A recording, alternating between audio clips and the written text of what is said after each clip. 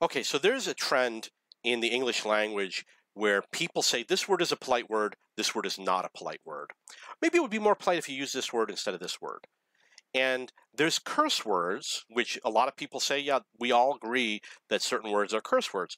But other words, I don't agree with people who tell me that this word is polite and this word is not polite. I do not have agreement with them. There is English has Latin roots, has French roots, has Germanic roots, and in England they speak more of the Latin roots. When I was younger, a teenager, I did not understand British people speaking English because they said words like commence instead of begin. They were using Latin words, and it is believed that they have proper language. Our Americans speak with the Germanic words like car or worm. I know German, but I really can't remember offhand any good book. Book is book. Book might be a German word also, but then literature is going to be a Latin word. And then people say, well, this word is impolite and this word is polite. And what they do is they say all the Germanic words, which are all the short words that end in a consonant, they say are impolite, and all the Latin words that have more syllables and end in a vowel they claim are polite. It's not true. There's absolutely no such thing that longer words that have Latin roots that end in a vowel are more polite. It's absolutely not true. It's fiction. I think that maybe people do it because they think that words that end in a vowel are feminine and words that end in a consonant are masculine and women are polite, so therefore a word that looks feminine must be polite. Who knows? Or if they say something using more syllables, then it takes you longer to comprehend it, therefore it's polite. And I know there is a technique where you say, may I ask you a question? And then you ask them, are you stupid? If you just say, are you stupid? You really surprise people. But if you say, may I ask you a question? Are you stupid? You get away with it. You're more likely to get away with it. So that's just something that I've learned about the way people react. But if you say, are you stupid? It's still rude whether you say, may I ask you a question or not first. It doesn't make it less rude.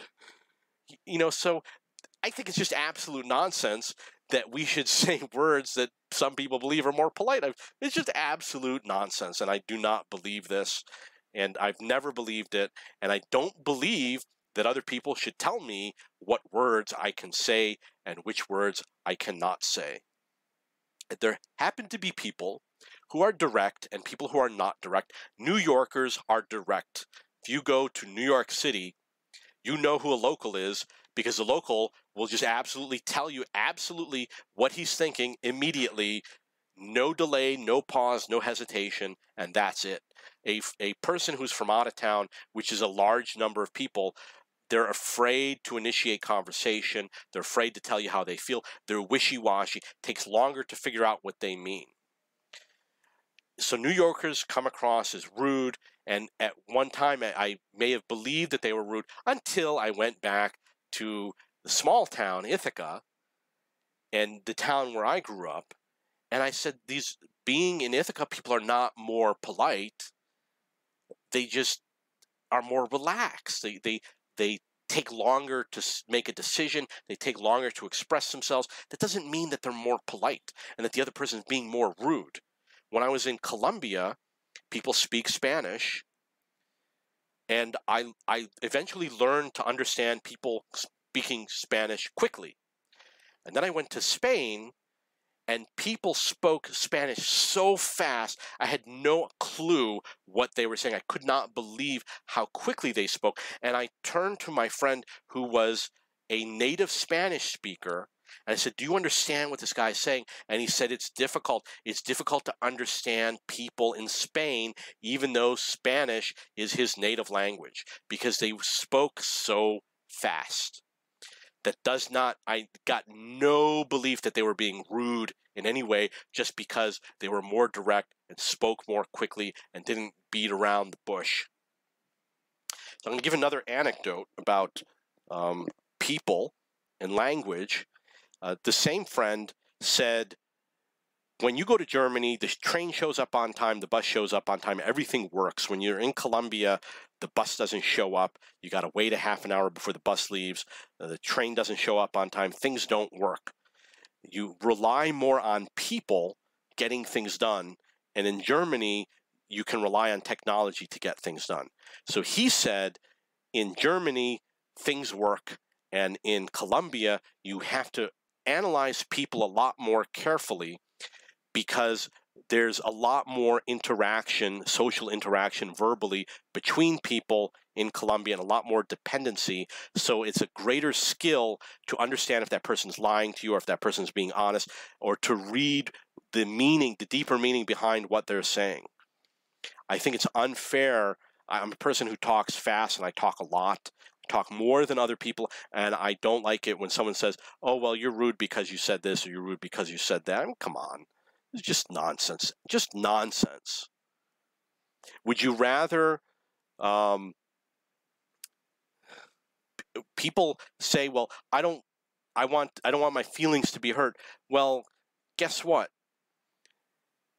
Knowing a fact doesn't hurt everybody's feelings. So who gets to decide?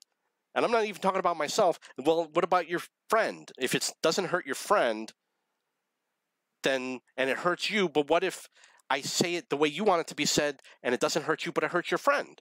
Then what? Then who's right? I mean, you're asking too much from people when you over judge them. And I date people and I read their profiles, and some women say they don't like someone who's rude. I don't date those women because they're all going to call me rude. I grew up in a family where the primary means of communication was yelling and screaming at each other. We never were taught any manners.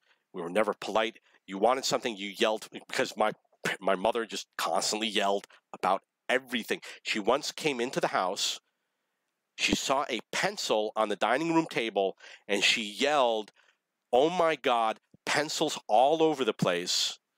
And I looked at her and I said, okay, I already know you're crazy, but what's your problem? You know I didn't put that pencil there.